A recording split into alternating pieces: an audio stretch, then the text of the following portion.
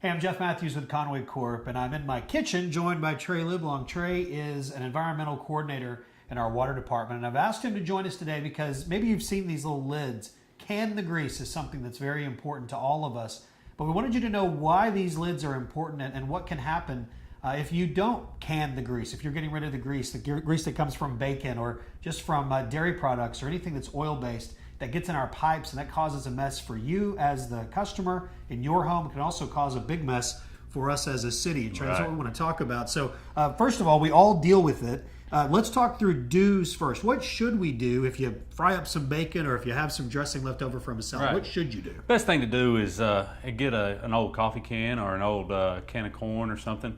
Take that grease and pour it into that and let it solidify, and then put it in the trash can.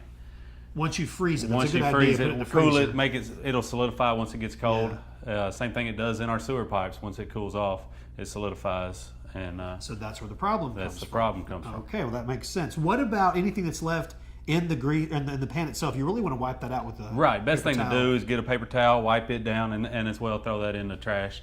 Try not to use stuff that has to be laundered, because once you launder that rag or the towel, that grease gets released in the washing machine and goes down the sewer as well. Okay, so the paper towels are important. These little lids are important. You can use these on your cans, and they'll fit all kinds. We'll talk about that in a second. So those are some things to do.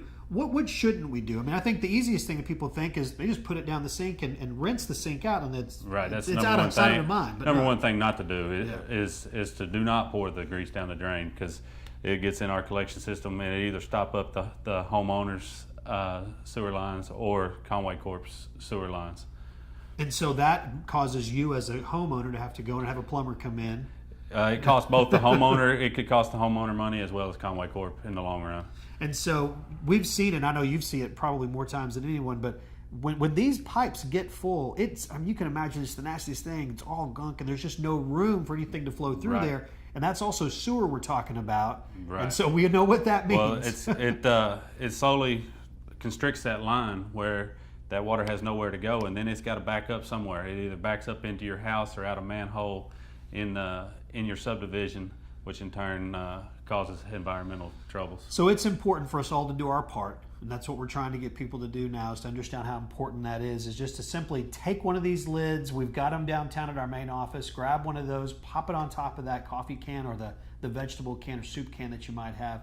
That will then put it in the freezer, and it'll get hard. And after a little while, throw that can away and then get another one of these. It'll pop back on the next can that you're using. It's important to be able to do this correctly. We've got information on our website. Go to ConwayCorp.com and look at the water wastewater page, and there'll be information there that you can see as well. Trey, thank you. Appreciate your information. We'll all do our part to make sure that we can the grease here in Conway.